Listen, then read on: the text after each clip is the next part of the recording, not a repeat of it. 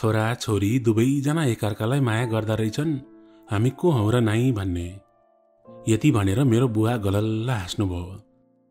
हजुर हो नि, हामीले अहिले नाइ भने पनि यिनीहरू भागेर जान्थे नै। रविको बुवा पनि ठूलो आवाजमा बात मार्दै हाँस्दै थिए। यो माहौल थियो मेरो घरको त्यो दिन, रविसँग मेरो बिहे पक्का भएको दिन। म सुजता झापाको गौरादह बजारबाट 45 मिनट तल किस्नी खोला तरेपछि हाम्रो गाउँ आउँछ। सोलमारी चोकबाट 10 मिनट भनौँ न। हाम्रो परिवार जमिनदार थियो त्यहाँको। बस्ने ठुलाकाजी भनेपछि हाम्रो हजुरबुवालाई नचिन्ने कोही थिएन। मेरो बुवालाई सबैले बस्नेत चानाकाजी भन्थे। हाम्रो खेतीपाती गर्नको लागि 4-5 वटा परिवारलाई हाम्रो घर छेउमा ससाना घरहरू बनाएर राखेको थियो।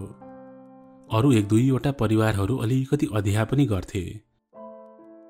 हरेक अनि अनेक कोसिस गर्दा पनि सन्तान नभएर अन्तिममा आश नै मारेपछि जन्मेकी रहेछु म। एउटा मात्र सन्तान हुनुको फाइदा अनि बेफाइदा दुवै हुँदा रहेछन्। अझ त्यसरी नाम र इज्जतले हाम्रो समाजमा सो कल्ड ठूलो र इज्जतिलो परिवारमा जन्मिनु त झनै कष्टकर हुँदो रहेछ। माया त्यत्तिकै पाइने, तर हरेक कदम सोचेर चाल्नुपर्ने। मेरो हजुरबुवा र बुवाको लागि खानदानको इज्जत भन्दा प्यारो केही नै थिएन। उहाँहरू बस्नेत खानदानको इज्जत जोगाउन जुन हदसम्म जान पनि तयार। हामी सम्पूर्ण परिवार गाउँमै भए पनि बुवाले मलाई कलेज चाहिँ दमक पढाउनु भएको थियो। त्यही दमक कलेजमा भेटेको थिएँ रविलाई। म मेरो घरको डरले केटाहरूसँग त्यस्तो बोल्दिन थिएँ, तर रविले मलाई कलेज जोइन गरेको दिनदेखि नै पछ्याइ थियो।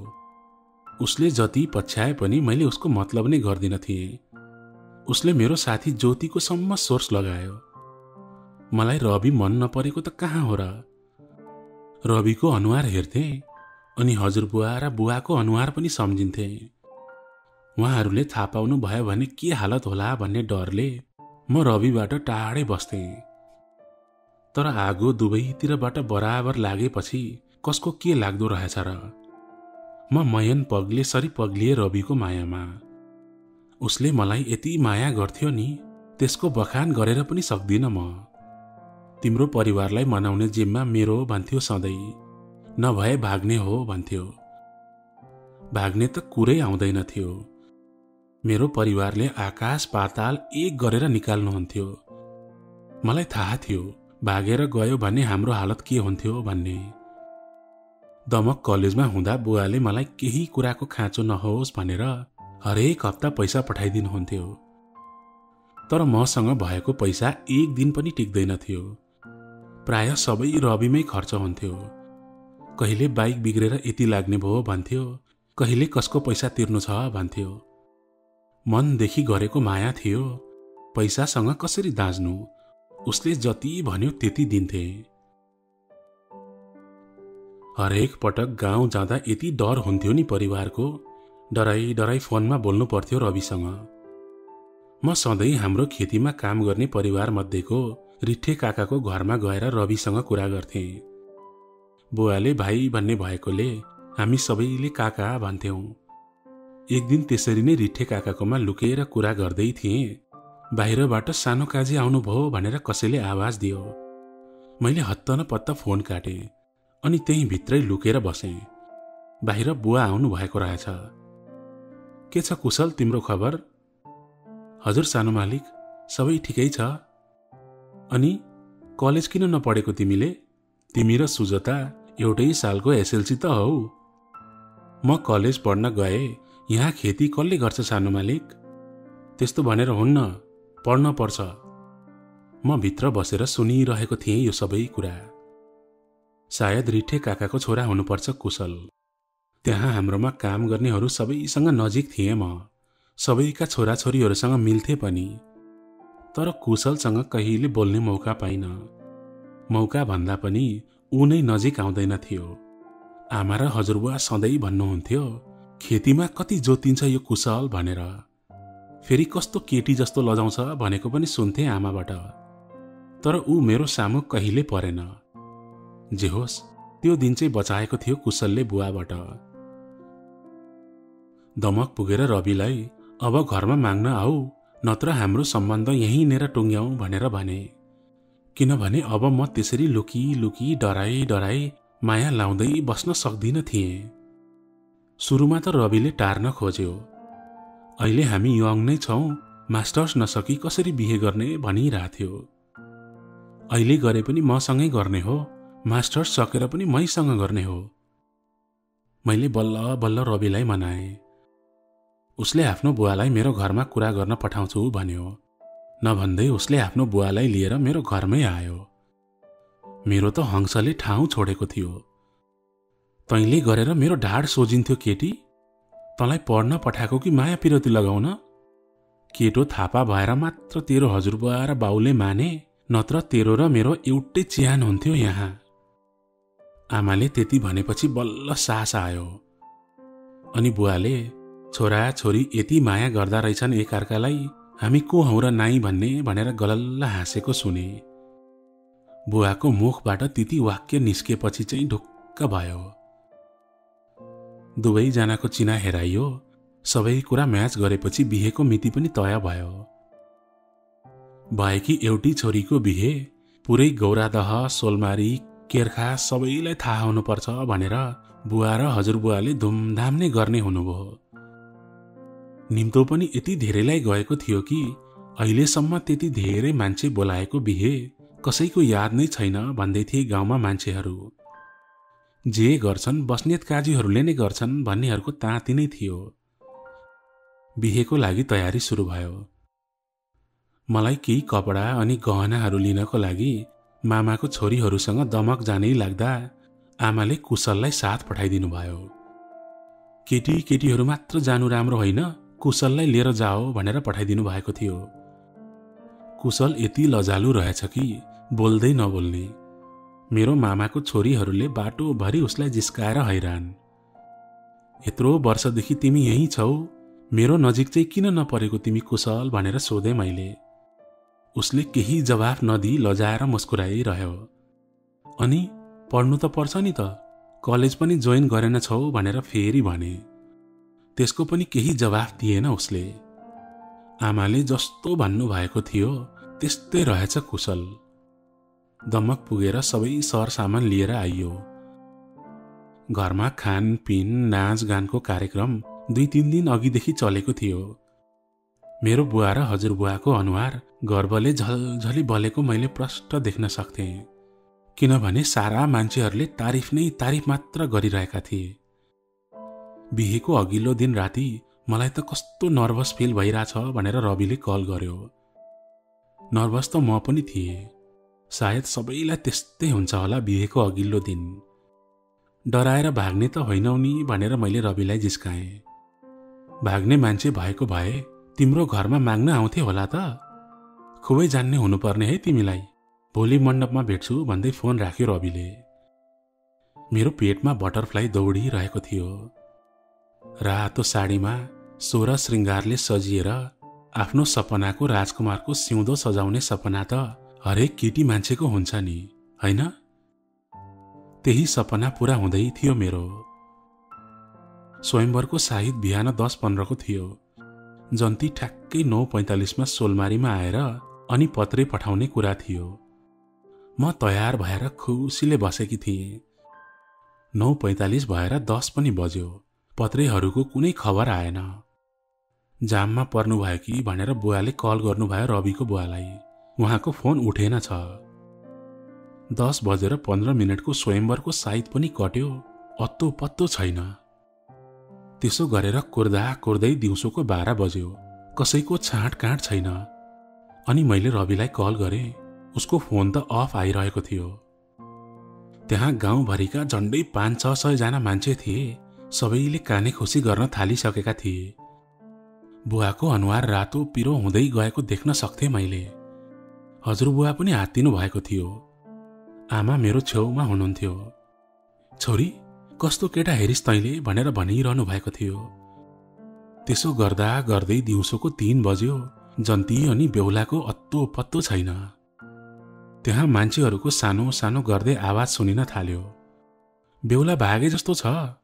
ठुला काजीको इज्जत त माटोमै मिल्ने भयो। यस्तै यस्तै भन्न थाल्दै थिए मान्छेहरू। तब बुवा अचानक भित्र जानुभयो टाउकोमा हात राखेर। अनि हजुरबुवा, आमा, मामाहरू सबैजना भित्र जानुभयो। म भने त्यहीँ बसिरहेँ। त्यहाँ के चलिरहेको थियो मलाई अत्तो पत्तो थिएन। 30 मिनेटपछि मलाई भित्र बोलाउनु भयो। कोठाभित्र सन्नाटा छाएको थियो। आमा एउटा कुनामा बसेर रोइरहनु भएको थियो। बुवा र हजुरबुवा टाउकोमा हात राखेर बस्नु भएको थियो। मामा अनि अरू सबैको हालत त्यस्तै। गएर मामाको छेउमा बसे। बेहुलाको बुवाको कल आएको थियो। बेहुला त बिहानै घरबाट भागेछन्। बसेको कुर्सीबाटै लडे म। सबैजनाले आएर उठाउनु भयो। कसैले कानमा झापड हान्दा केही सुन्न नसकेर टी गरेको आवाज आउँछ नि, त्यस्तै भएको थियो मलाई। एकै पटक पातालमा भासेको जस्तो भएको थियो। यो बिहे जसरी पनि हुनुपर्छ। संसार यताको उता गर्नु किन नपरोस्, आज यसको बिहे यही यज्ञबाट हुनुपर्छ। हजुरबुवा एक्कासी बोल्न थाल्नुभयो। बेहुला नै थिएन, बिहे चाहिँ कसरी हुन्छ? सबैजना आश्चर्यचकित भएर हजुरबुवालाई हेरिरहेका थिए। 100औं वर्षदेखिको हाम्रो खानदानको इज्जत आज यति कुराले खत्तम हुन्न दिन्न म। देखेका छौ बाहिर कति मान्छे छन्। भोलिदेखि यही सबैले थु थु गर्दै हिँड्छन् हामीतिर, हाँस्छन् सबैजना। यज्ञ लागेपछि बिहे हुनुपर्छ, नत्र अनर्थ हुन्छ। कसले बिहे गर्छ यिनलाई? अब जोसँग कुरा छिनेको थियो ऊ त भागिसक्यो। मामाले हजुरबुवातिर हेर्दै प्रश्न गर्नुभयो। झ्यालबाट यसो बाहिर हेरे, सबै मान्छेहरू कुरा काट्नमै व्यस्त थिए। खैला बैला मच्चेको थियो। तिमीहरू सबैजना बाहिर जाओ त भनेर हजुरबुवाले सबैलाई बाहिर पठाउनु भयो। अनि बुवा र हजुरबुवा मात्र त्यहाँ बस्नुभयो। म अर्को कोठामा गएँ अनि एक्लै बसेर धरधरी रोएँ। मैले आफ्नो संसार मानेको मान्छेले मलाई किन यस्तो गर्यो? मलाई छोड्नु नै थियो भने पहिले भनेको भए पनि त हुन्थ्यो। सारा समाजको अगाडि नाङ्गे झार बनायो रविले मलाई। उसको साथीहरूलाई कल गरे, कसैले फोन उठाएनन्। किन उठाउँथे र? उनीहरू त आफ्नै साथीको सपोर्ट गर्छन् नै। रविले किन त्यस्तो गर्यो? यो संसारमा सबैभन्दा बेसी तिमीलाई माया गर्छु, तिमी बिना बाँच्न सक्दिन सुजता भन्थ्यो। आज बिहेको दिन मलाई मर्ने स्थितिमा छोडेर भागेको थियो। रवि किन भाग्यो भन्ने उसको बुवालाई सम्म पनि थाहा थिएन। कोठामा चलिरहेको सिलिङ फ्यानमा हेरे। त्यही फ्यानमा डोरी लाएर झुन्डिन मन लागेको थियो। मेरो बुवाको त्यो हारेको अनुहार देखेर कसरी बाँच्नु? आमाको त्यो आँसु देखेर कसरी बाँच्नु? मलाई मान्छेले के भन्छन् भोलिदेखि? अलक्षिणी भन्दा तलको शब्द त प्रयोग नै गर्दैनन्। मर्नु सिवाय के उपाय थियो र मेरो? त्यहाँ भन्दा बेइज्जत के हुन्थ्यो र? त्यसमाथि बाहिर सबैले थाहा पाएछन् बेहुला भाग्यो भनेर। म झुन्डिन्छु भनेर सोच्दै थिएँ। ठ्याक्कै त्यही बेला मामाको छोरीले उता कोठामा बोलाउनु भएको छ भनिन्। हजुरबुवा, आमा, बुवा अनि मामाहरू सबैजना भएको कोठामा गए। रिठे काका भर्खर उठेर बाहिर जाँदै हुनुहुन्थ्यो। म कोठामा छिर्दा मलाई हजुरबुवाले आफ्नो अगाडि बस्न बोलाउनु भयो। सबैजना चुपचाप हुनुहुन्थ्यो। छोरी, तिमीले नै हो अब हाम्रो खानदानको इज्जत जोगाउने, नत्र हामी सबैजना आज यही एउटै चिहान हुन पर्छ। हेर तिम्रो बुवालाई, आफ्नो बुवाको शिर भोलिबाट यसरी नै झुकेको देख्न सक्छौ। बस्नेत खानदानलाई सबैले थु थु गरेको देख्न सक्छौ। मेरो हातमा के नै थियो र हजुरबुवाले भने जस्तो? मैले कसरी जोगाउन सक्थे र खानदानको इज्जत? रिठेले आफ्नो छोरा कुशललाई मनाएको छ। ऊ तयार छ तिमीसँग यही यज्ञमा बिहे गर्न। यसपालि मेरो संसार नै रोकियो। सबैजना त्यही फ्रिज भएको जस्तो लाग्यो। एकै दिनमा कस्तो वज्रपात सहनु परेको थियो मैले। जोसँग जिन्दगी बिताउने सपना देखेको थिएँ ऊ यज्ञमा बस्नु अघि नै भाग्यो। जसलाई जिन्दगीमा राम्ररी चिनेको पनि थिइन, ऊसँग बिहे गर्ने कुरा आइरहेको थियो। मैले आमातिर हेरे। आमाले मलाई हेर्दै हात जोडेर रोइरहनु भएको थियो। बुवालाई हेरे। बस्नेत खानदानको इज्जत सबै तिम्रो हातमा छ छोरी। आज तिमीले नाइ भन्यौ भने हामी सबैले मर्नु सिवाय अरू केही उपाय छैन भनिरहनु भएको थियो। त्यहाँ त्यस पल न मैले केही बुझ्न सके, न केही सोच्न सके। सारा परिवारको इज्जत म माथि थियो। बेलुका 5 बजे फेरि त्यो घरको ढोकाबाट म निस्केकी थिएँ, यज्ञमा बेहुली भएर बस्नको लागि। परिवारको मान, प्रतिष्ठा र इज्जतलाई आफ्नो छातीमा राखेर तयार भएकी थिएँ। हाम्रै घरको अर्कोतिरबाट कुशल एउटा सामान्य दौरा सुरुवालमा कोट लाएर छाता ओढेर मेरै आफ्ना मान्छेहरू सहित स्वयंवर गर्ने मण्डपमा गएर बस्यो। कोसँग जिन्दगी बिताउने सपना देखेकी थिए, कोसँग बिहे गर्न लाग्दै थिए। जिन्दगीले यसरी यति ठुलो धोका देला भन्ने कहाँ सोचेकी थिएँ होला र मैले। घर परिवारको इज्जत समाजमा बचाउनको लागि कुशलको 3 फेरा लगाएर उसलाई माला लगाइदिए। उसले किन र कसरी मसँग बिहे गर्न मान्यो त्यो मलाई थाहा थिएन। बिस्तारै त्यहाँ आएका मान्छेको काने खुसी बन्द हुन थालेको थियो। केहीले भन्दै थिए आफ्नो इज्जतको लागि काम गर्नेको छोरोलाई बलिको बकरा बनायो बस्नेत काजीले भनेर। काजी हुन्, मर्छन् तर आफ्नो इज्जत जान दिँदैनन्। अनेक तिकडम लाएर यज्ञ खाली हुन दिएनन् पनि भन्दै थिए। यज्ञमा बलिरहेको आगोमा हेरे। के को परीक्षा लिएको तिमीले भनेर सोधे मनमा नै। त्यो बलिरहेको आगोमा हाम फाल्न मिल्ने भए पनि हाम फाल्थे होला। कुशललाई हेरे। ऊ चुपचाप थियो। पण्डितले सिन्दुर लाउने बेला भयो, अब माइतीपट्टिले यता नहेर्नु भने। कुशलको आमाले मेरो सिउँदो एउटा कपडाले ढाक्दिनु भयो अनि मेरो अन्जान सिउँदो भर्यो कुशलले। ती अन्जान हातले, त्यो अन्जान सिन्दुर मेरो अन्जान सिउँदोमा।